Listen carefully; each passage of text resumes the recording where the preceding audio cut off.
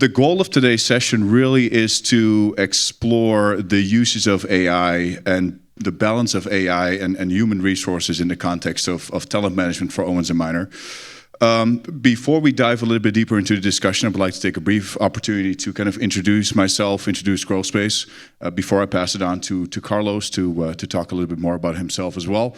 So for those of you not familiar with GrowthSpace, GrowthSpace is a precision skill development platform that really leverages AI to match individual participants, or effectively your employees, with a domain expert. So the key there is that we match a individual participant with an expert to dive into very hyper-individualized talent development sprints over the course of maybe 8 to 12 weeks. And ultimately the goal there is for those individuals to drive skills as it relates to maybe management skills or communication skills, or it could be more functional as well as it relates to sales, customer success, or operations, for example.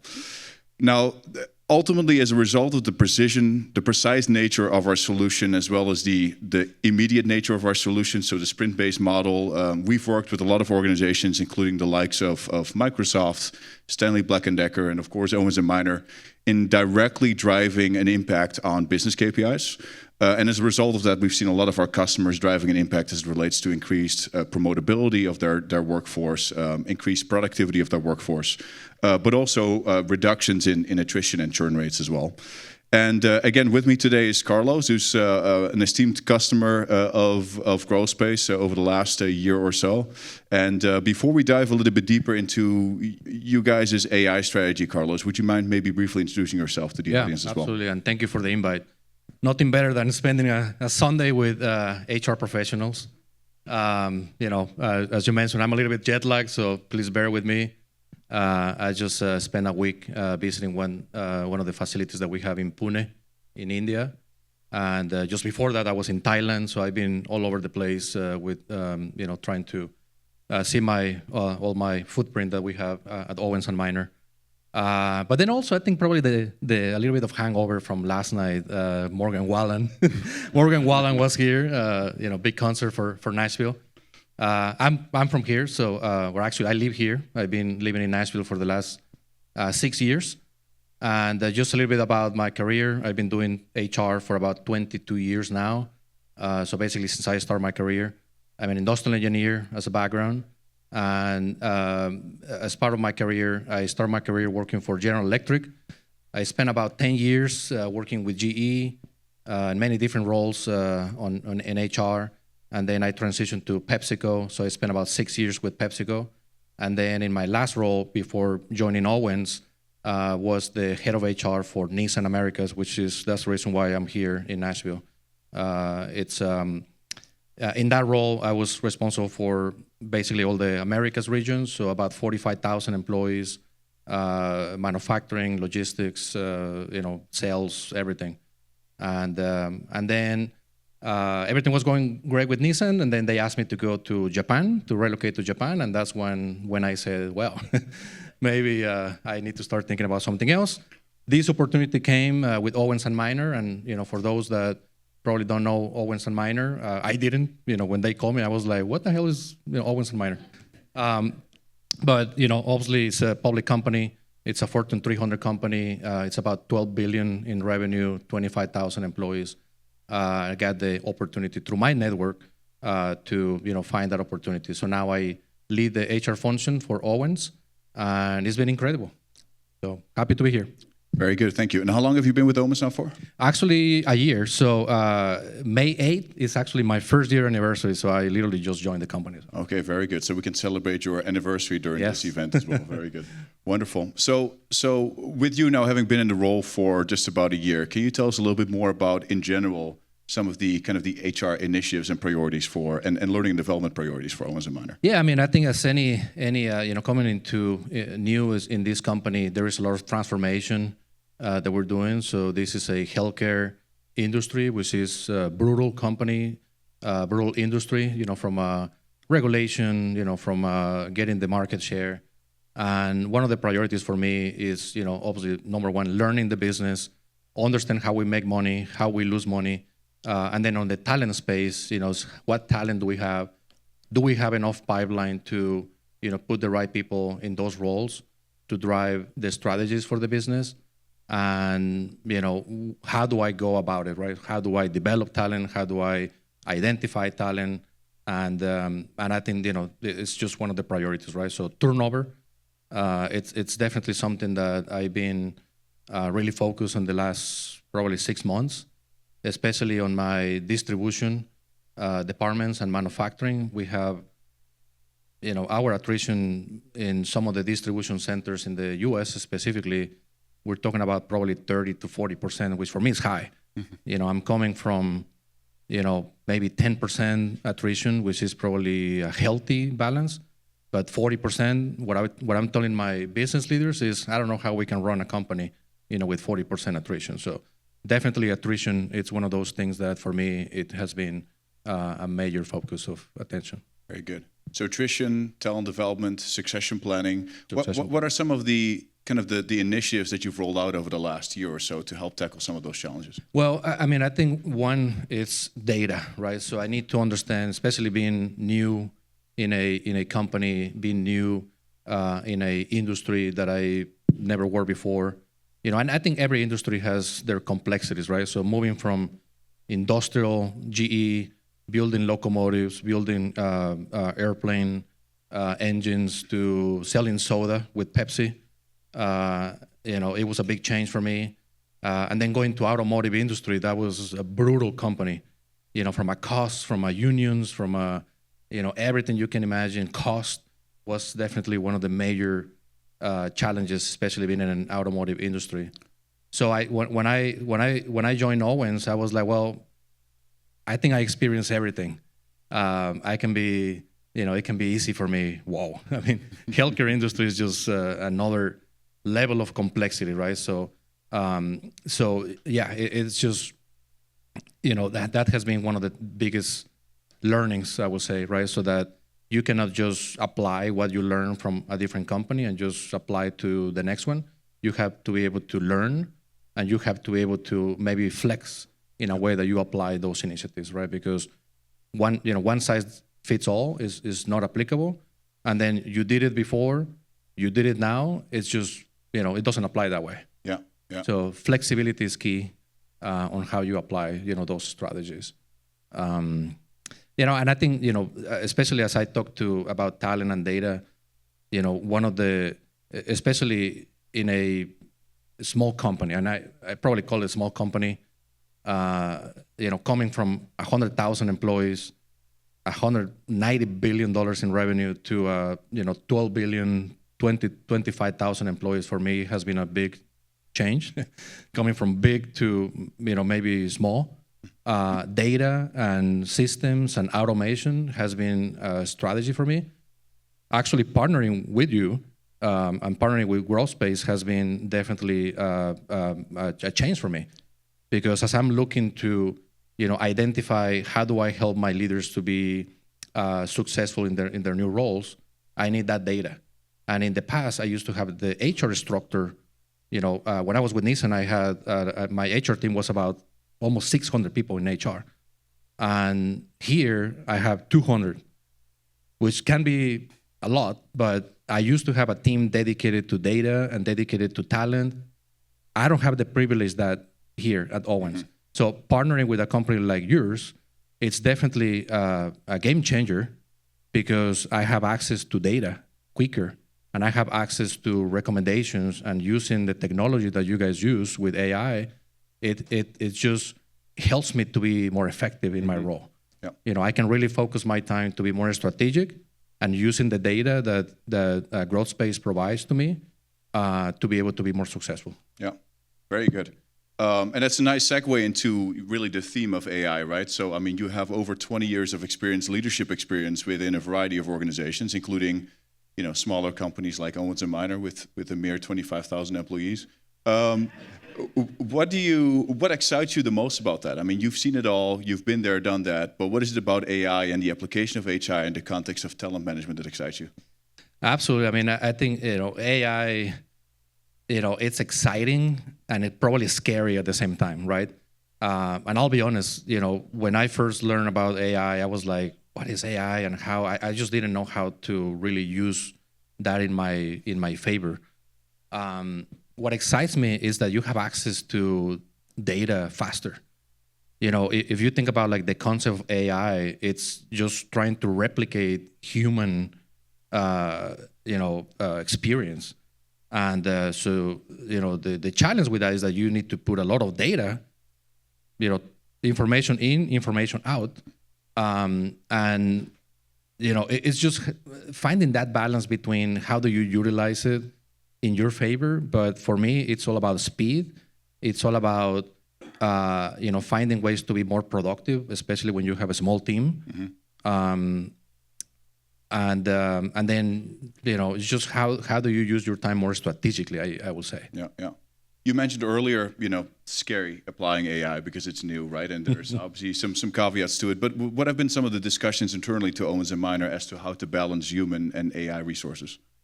I think that's the key. I mean, you mentioned the best word, which is balance. Yeah.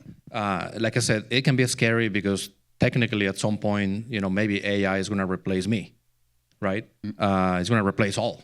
And it's probably scary to think even that, right? But if we see, what's really happening right now, I mean, I travel around the world and I see, I was actually surprised to see in Thailand, even though, Thailand, you think about Thailand is a very, very low cost effective labor, which it is. But you see McDonald's, you see, some of the Starbucks, and there is no people. So if you go to a drive-through and then everything goes to an automated and then you get your coffee and, the building is empty. So, just by thinking about that AI or automation can replace human activity, I think that's the scary part, right? That at some point we're going to get to the point that everybody will be, in this thing, I think, it's applicable that everybody will be replaceable. Finding the balance, I think, is key, right? So how do you use AI in your favor to be more effective and to be, to be more strategic? But then at the same time, it's, I think we cannot, especially as HR, how do we still keep that human touch? Because I think that's key, right? I've been in transformation plans for HR to, when you think about, when you have a very large footprint, you have, let's say, I used to have a manufacturing site with 10,000 employees under one roof. My HR team, just to support that, was almost 100 people. And one of the things that I was trying to do is how do I incorporate AI and technology and self-service to be able to minimize my labor cost. And I did that. I cut 0.5%, 50% of my HR team. I start putting kiosk and, AI and chats and everything to be able to replace that. But then quickly I learned that it was necessary to still, having that human connection with our employees. And they were complaining. They actually called the union, and that's when start, getting things complicated. So I was like, okay, so I'm probably moving too fast, or the people are not ready to, kind of have this lack of interaction. So lessons learned for me was finding that balance, and finding that balance, I think that's the key, right? So AI, it's here to stay. It's key that everybody takes advantage of AI, because if you don't, you are basically in disadvantage, because many other companies, many of your competitors are doing it. And finding what really makes sense for your company, wherever size of the company you are, there is always an opportunity for you to take advantage of that. But the important thing is you have to learn what's important for your people, what's important for your business, and finding that balance, right? Because it's very easy to say, okay, this works, let's move faster. But then you lose that connection, which I think that was, again, for me, one of the biggest lessons learned. Yeah, you mentioned taking advantage of AI while finding the balance. How have you so far within Owens Minor been able to take advantage of AI, HR-driven initiatives? Yeah, I mean, so I think, one is with attrition.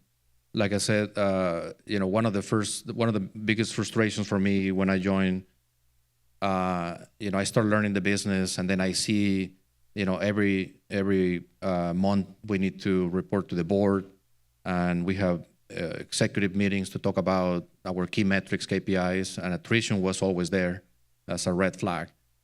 And then the CEO turned to me and say, Carlos, what's going on with attrition? And I said, well, I don't know. I just got here. I mean, so.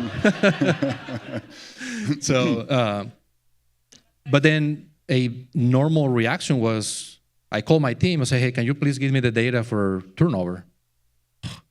2 days, nothing happened. 3 days, nothing happened. A week, nothing happened. I was like, where's my data? Well, Carlos, you need to understand that we need to run Workday, and we need to run multiple reports, and then we need to combine, and we need to normalize the data. And I'm like, okay, so once I get the data, I need to present another month of bad results. So how can we address proactively some of these challenges that we have in the business if we don't even understand what's going on? So I'm actually working with my CIO right now. We're partnering with Palantir. I think that's the name of the company. And that company, it's all about, we call it, this project, we call it people vision. And it's all about having data accessible to me and my leaders to be able to, make decisions quicker. And this way I can be actually using the data proactively to be able to anticipate where my attrition is going to happen and why it's happening and what are some of the things that I can do to address that. Mm-hmm. And AI, that's what they do, right? So, in the past or traditionally, you need to hire somebody who has that experience to address turnover in distribution centers. Today, you buy a software or you partner with a company like this, and then you put the data, and it gives you everything. It gives you forecasts, it gives you past history, it gives you future prevention, it gives you even actions that has been working for other companies that you can be able to just implement. Mm-hmm. So again, in a small team like mine, with 200 people, and not having that, but I think that's the key, not having the skill set today, and I need that data today. I cannot wait for another 2-3 months to be in front of the CEO or the board to say what's going on with your attrition. So it's just anticipating, it's being proactive, it's having the data accessible to you. It's definitely key. Mm-hmm. I'll give you another example. I know obviously you and I are partnering in this, but I think that, I think this is just a perfect example, like Growth Space is another one. So, we start doing this pilot with Growth Space about 6 months ago. Yep. And actually the way that this actually works, I was looking for how do I develop my talent. Like I said, right, that was one of the other priorities. And then I look at my skill set in my HR team, and I said, this is a little bit not what I'm looking for, especially coming from GE, where talent development and, data was at my fingerprints. I reached out to one of my mentors, who is Sean Francis. He was my former CHRO at GE. And I said, hey, I'm struggling with this. I just joined this company. I wish I can have, similar process like I used to have at GE, where, I can assess talent and I can, find ways to mentor my talent. And he's like, I can give you a recommendation. I mean, this company, check this company, Growth Space, and that's what they do. Is think about like, if anybody worked for GE or knows the HRC process. HRC process was, it was all that, right? Having the data, having the assessing of the talent, and then how do you implement actions to develop your talent? So Growth Space gives me that ability, right, to find ways to identify my talent faster, better. But then most important is how do I find the right focus of development for that talent? And in the past or traditionally, you need to have people with that skill set to do it. I don't have that ability today because, again, my small team, having the ability to partner with a company like you, it's definitely a game changer for me. Fantastic, yeah. So, yeah. It's been incredibly successful so far, and I can only imagine. Look, I'll be honest with you, and I am paying him. He's not paying me. So just to be, because it probably sounds like but I think it's a great example, right? That for me it's working, because I don't have the infrastructure or the capacity, right, to do it. So, but just to give you an example, a real example, like I said, I just got back from India. I have no time whatsoever to prepare for this. I know you call me and say, hey, can you please speak? I was, yeah, sure. I didn't even know what was the topic until probably 24 hours yesterday. And then yesterday, like I said, I was in Morgan Wallen, in the Morgan Wallen concert. So I was not thinking about this until probably this morning. But here's the example. I call my talent head and I say, hey, I'm talking with Growth Space. Can you please give me data as far as how's that going? In 2 minutes, I got a report from the platform and gives me exactly how many people do I have in that program, what are they focusing their time, what is the focus area of development, and more important is how has that been effective and how has that been rated as a feedback. And actually, I was surprised. I'm actually glad to say that the feedback was actually 5 stars, which is everybody in that pilot that we're doing, everybody's like super happy and excited about this. So just like that, without having a platform like yours, I needed to wait for another week before I can really get any data. So just again, having the data accessible to you, having the immediate feedback, and being able to really make decisions and proactive decisions, I think that's the key. Yeah, and it's first of all, thank you so much for that compliment. That's wonderful. And circling back to what you said earlier about the availability of data, I think it doesn't just come down to being able to identify who to put through development or what your attrition rates look like, but it even comes down to what impacts are my programs actually having on the bottom line as well. How do you typically measure the success of your talent development programs in general? I mean, it's the success. It's all about understanding. Are you really addressing the issue, right? If it's attrition, are you getting to a more healthy, turnover or attrition rate?